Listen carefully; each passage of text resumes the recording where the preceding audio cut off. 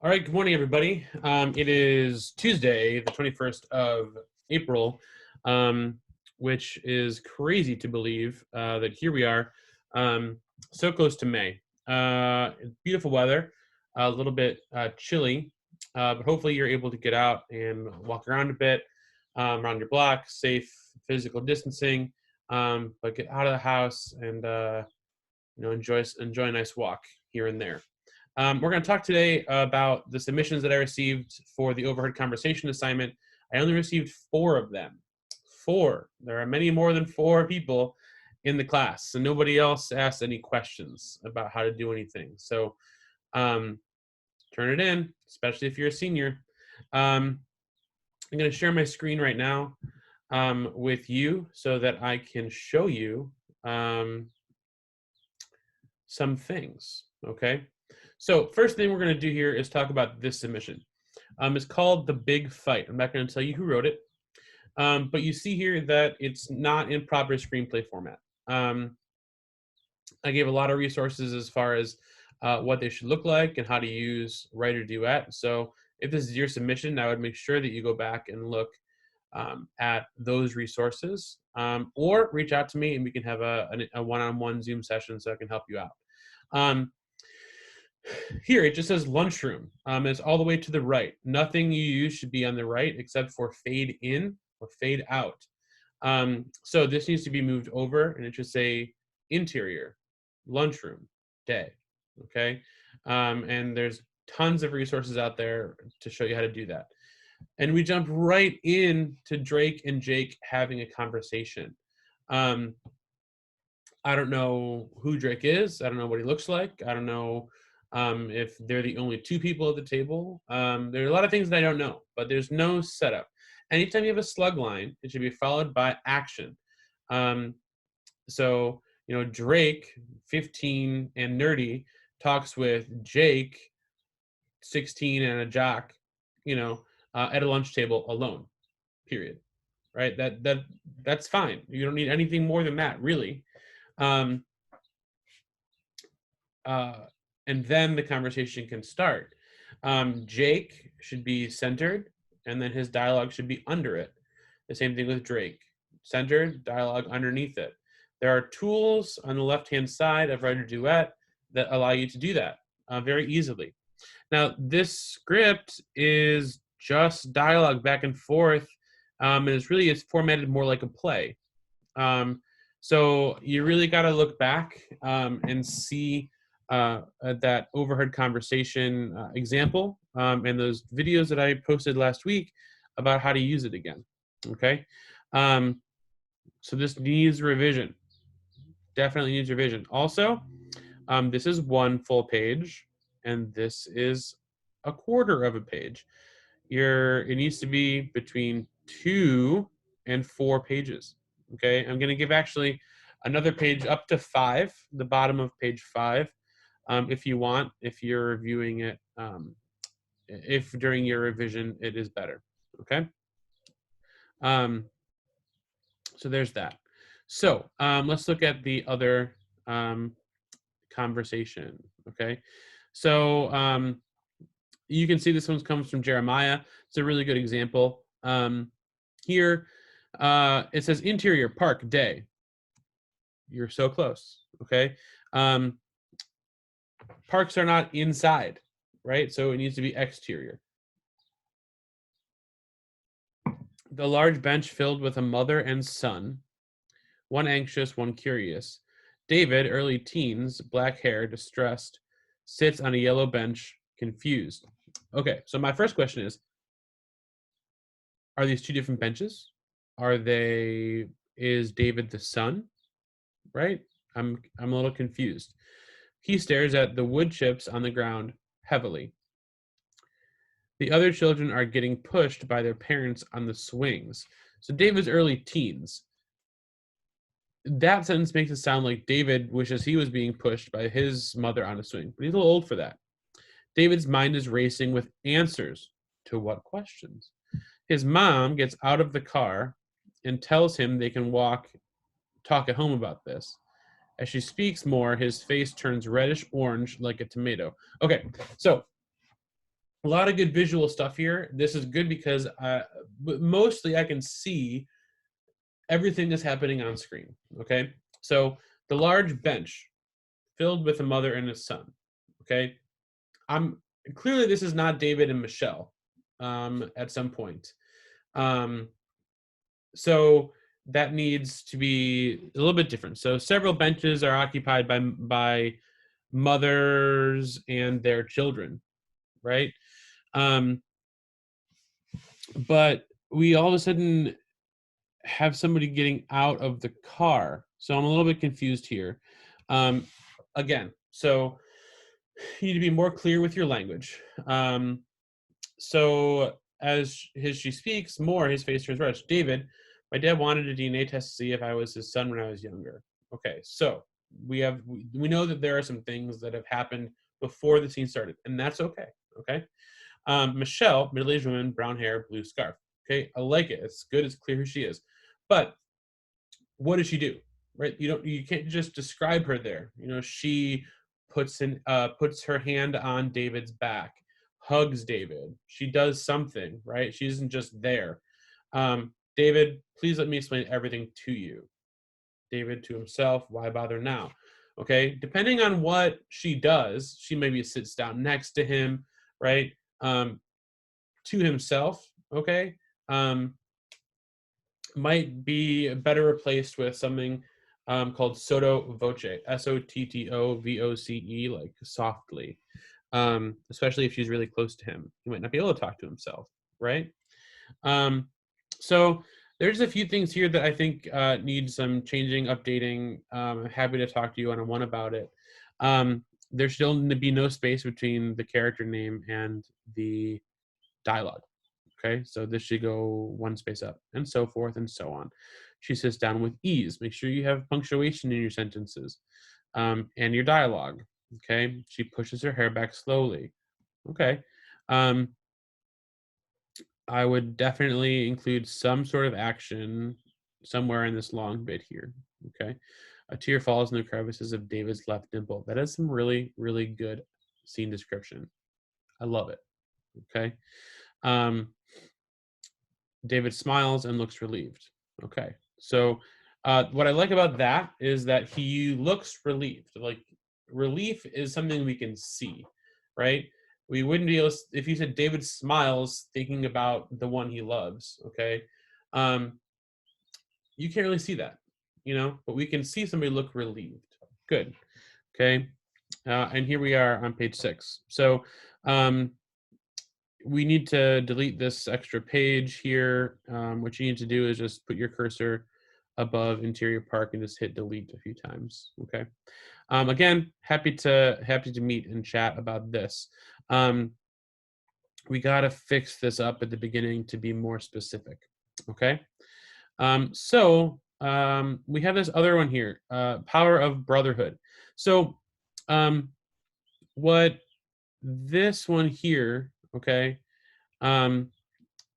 this person was able to add me as a collaborator and then also turned it in on Google Classroom. I don't know how that happened. So if you were that person and you could email me and tell me how you were able to turn it in as well, that'd be great. Okay, because what I like about this is I'm able to make a comment right on the script. So again, this is another example where we're so close. We just have a few things to fix. So interior, to the table next to the 3 guys. So my comment here was, what room are they in? That's what should go after interior. Is it a living room, a dining room, a coffee shop, a restaurant? We're not sure. Okay, the only information that we have in the slug line is interior, exterior, where the person is, and the time of day. Okay, so here we have black shirt and red shirt is having a conversation while green shirt is just staring while they talk. Okay, so we've got 3 characters. Okay, we got to set up those 3 characters. So this is where a character's name would go. Okay, that's why it's in all caps. Okay, that's why Writer Duet made it all caps, because this is where a character's name would go. So we need to move it over. An easy way to move it over, okay, on Writer Duet. So if you highlight this, I can't do it because I'm just able to view it. If you click action, okay, it should move it over and on all caps it and just move it on over, which is wonderful. So you don't have to do a ton of changing there. You don't have to retype it. You should just be able to move it over if you click the word action after you highlight it. Um, so we have black shirt, we have green shirt, we have red shirt. Okay. I'd love for them to have names. And it's a lot easier to tell people apart if they have names. So how did she find out if you didn't tell her? What I love about this scene is that it jumps right in the middle, right? They have been talking, they are here. We don't have like people walking in, we don't have, all that like junk that we don't that's boring, right? We don't need to see people walk in and leave, you know? Um, because people, think about movies that you like, there's very little of that. Okay. So quotation marks are not needed for dialogue because of the way screenplays are formatted. So when you place the character's name correctly, someone reading your screenplay will know that it's dialogue. So if I click this here, it is dialogue, so it is in the right place. What we need to do is we need to move this over to action, put your cursor at the end, hit enter, okay, then click character, okay, and put whoever's talking, all right? This here black shirt stares at red shirt waiting for him to answer, waiting for her to answer. I don't know if they're guys or girls. Okay. Um, that is the correct placement for action or scene description. Okay. So that is where black shirt and red shirt need to go over there. So the waitress to their table with their food. Now you got a fourth character. Okay.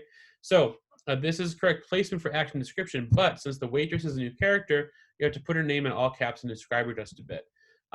A waitress comes over, period. She's past her prime, and you can, and uh, it's easy to tell she was beautiful once, right? So we get a sense of who she is, what she's looked like, what we need to cast her as. Okay, which pause the conversation for a little while. Does everything look okay? I'm your waiter for today. Okay, enjoy. Um, so does nobody respond to that? You might have some scene description here that says something like, does everything look okay? I'm your waitress for today. And then action, no one at the table speaks. And then the waitress could say, then it'll say waitress, and it'll say, okay, enjoy. And she walks away, right? So we know that they're not speaking to her. And obviously there's a lot going on. And we jump right back into the conversation. Not gonna lie, that's exactly what I'm thinking. We need to know who said this. Okay. Avoid phrases like you can. Okay, just describe it. Their connection is palpable. Means their connection can be felt. That's another way to say it too. And it has fewer words and takes up less space than, quote, you can clearly see they have a connection. Okay. Space is so very, very, very important in screenwriting because you are so limited, right? You are limited 2 to 5 pages, right? So you have only that amount of space here. And if you're writing an actual screenplay for submission to a competition or, to sell it later, space and is going to be super important. Okay. So we have one more to look at. Let's take a look. I'm sorry. I thought I was going to be able to do this without showing whose they were. But you know what? You all did it. And thank you. Okay. And there's a lot to learn. Okay. Based on everybody's submission. Okay. So now we're going to look at Barrios. So what Brandon did is he copy pasted it into Google Drive. And I really would prefer it in Ready to Duet, but we talked about that, so you got it. So interior, middle school building day. Great, awesome slugline. We have interior, we know where we are, we know what time of day it is. Around the corner of the student lockers, a conversation is overheard. Now, some great things that are happening with that action is that this word overheard, indicates that we are hearing a noise. But here's the thing. Anything that comes out of a person, a laugh, a cough, a chuckle, anything like that, that's not going to be capitalized like that. So you may have read that in the Hollywood Standard a few weeks ago. Great instinct, but not correct technically. So we have boy one, but we've not introduced boy one in the action description. So we need to describe him a little bit. Okay. Ava, why did you bring me over here? We're about to be late to class. Dude, is there a stick in your ass or something? Okay, no, I just never come all the way over to this side of the lockers. Okay, so something's going on. So then we get Steven here, but I have no idea who Steven is. Okay, so I haven't introduced that person. So it sounds to me like Ava has now just given us Steven's name. Steven, why do you always act like there's someone chasing you? Can you just calm down? All right, babe, what's up? And she kisses. She's like, oh, kiss me. Oh, wow, this is quite a change, right? Lots going on here, but we're going to need some more scene description. So I'm not sure what this is here. Maybe that's the page break that copy pasted. The two kiss. All right, now you certainly can do that here in all caps because it is an important moment in the scene. What if you saw us right now? That would be so crazy. Oh no, there's more going on. Okay, voices dropping the volume. So here's the thing. Okay, a conversation is overheard. The way this is written now, none of this takes place on the screen. Okay, because this is overheard around the corner. Okay, so really it would be a boy, voiceover boy, and then it would be it would be OS off screen. Okay, we don't want to do that. We want to see this, right? So what I would suggest that Brandon does is that he includes some action that sounds something like, students stream around the hall, down the hall during a passing period, right? A girl or Ava, and then describe her, 13, very tall, maybe she's a tall 8th grader, grabs the hand of Steven, 13, small for his age, and drags him around a corner, period. They are alone, period. And then he starts with the dialogue. Okay, so now we are seeing what's going on, right? It's not just overheard. Also, we're right there with them. We see her grab his hand, right? She's the one who says, kiss me, right? So we know from the get-go that she's the one who is taking them over to the side. And we also know through the course of the conversation that there's more to their relationship than just what's going on here, that there's a third person who we don't see, okay? Yeah, there's some things there that need to be revised, okay? So I just want to say thank you very much to Siobhan, Brandon, Dorian, and Jeremiah for turning this in on time, and also for being our examples today. Student examples are a really great way to see things and to learn how to improve. And I just want to say that I'm really proud that they turned in everything on time. So if you're one of the 17 people who didn't turn in this project yet, get on it, because there are 2 steps to this project, okay? The first one is the overheard conversation assignment, number 1, okay? Number 2 is the overheard conversation revision. So these 4 people are gonna revise this, okay, for a better grade. And if you didn't do it yet, you have to do the initial one. I have to make comments on it or comment about it, and then you have to revise it as well. The revision is due next Monday night, okay, for us. On Wednesday, we're going to learn about our next screenplay assignment. So the revision, I mean, it shouldn't take longer than half an hour to an hour. And then the planning for the next stage starts on Wednesday.